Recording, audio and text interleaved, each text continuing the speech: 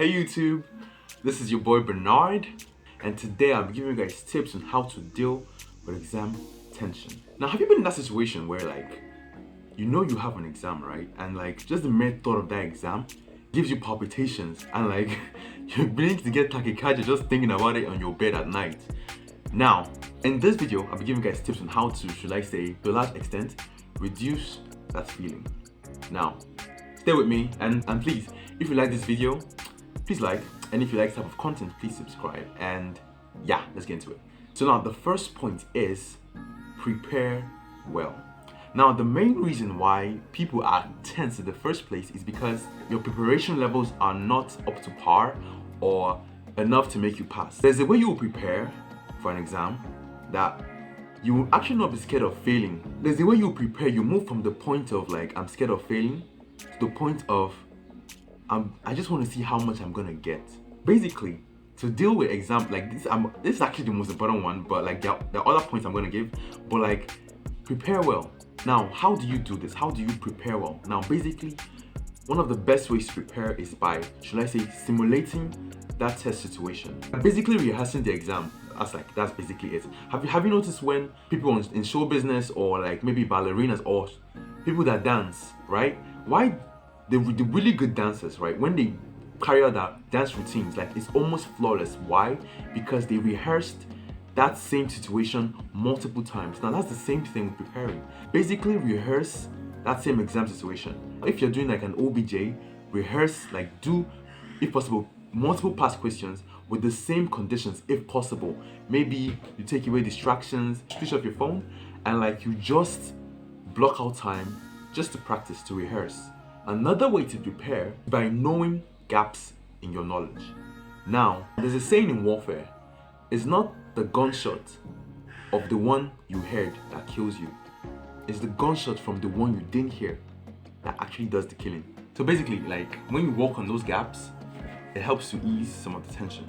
Now, another way you can prepare is by using active recall. Now, what is active recall? Active recall is basically trying to recall stuff that you read before. There are apps out there that actually help you to, should I say, to do active recall. For example, they call them spaced repetition apps. Now, there was a study done by a group of scientists. In that study, they said that the best time to solidify a particular memory or a piece of information in your head is right before you forget. When you refresh that memory, right before you forget. That's the whole idea behind spaced repetition. Now, spaced, by the word spaced repetition. Now, you space the time you review that piece of information. And one of the best apps out there are Anki and Quizlet. Personally, I prefer Anki because Anki is to me the best. But yeah, you can, there are other apps out there, but personally, I like to use Anki. And what this app does is that you could download flashcards or you can make your own flashcards. And what it basically does is that when you review it, I don't know how they know, but they just know when you're about to forget a particular card or a piece of information, and they just show it to you right before you're going to forget. So yeah, that's the whole concept, and it actually helps a lot. I used it for when I was learning Russian, and even after you stop using those decks, it just sticks. Till now, I still remember a lot of phrases from my Anki deck in Russian, and even till now when I go out, it still helps me. So yeah, not even just for exams, but in language learning and other things, basically. So guys, spaced repetition, active recall basically helps to ease the tension. Now the second point is look at the big picture. What is looking at the big picture? This is basically putting things in perspective. In the next 5 years, that exam you're actually gonna write won't matter. It's gonna be useless. When you even look back, you wonder why you even put so much, you stress yourself a lot for something that was so trivial.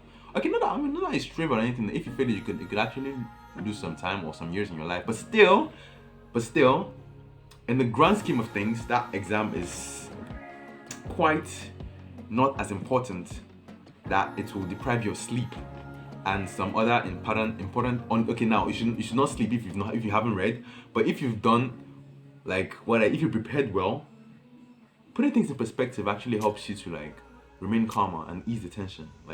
If you prepared and you tried your best, worrying anything aside from that is a waste of time, because yeah, you've worked, you've tried your best, and like any form of worrying is honestly a legit waste of time.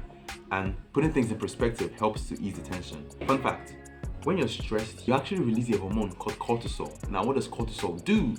Cortisol is a fight or flight hormone that prepares you for either when a lion is chasing you, or when you're about to fight war, or some armor robber came to your house, God forbid, and they're trying to rob you of your money. That's what that hormone is for. And we can both say those situations are not really exactly learning situations, right?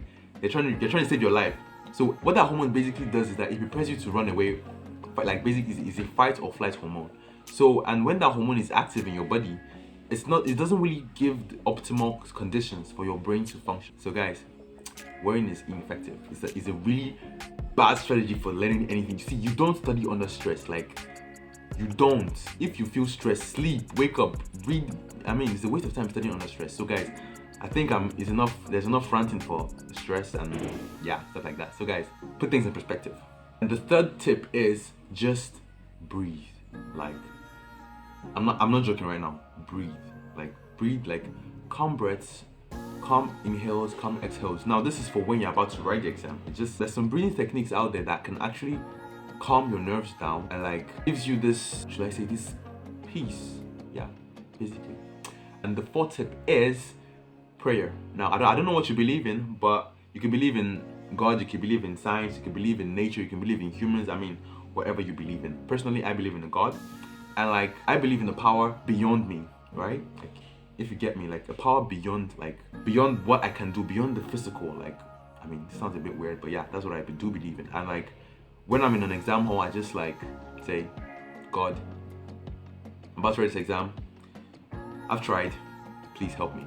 Because I've heard a lot of stories. I know people who actually study a lot and even more than me, and some people just enter the exam hall and they're blank. Like, honestly, like that kind of thing. I don't know if this is if that's a good basis for praying or anything, but still, personally, that's what I do. Just ask for help and the power beyond me, and like hope for the best.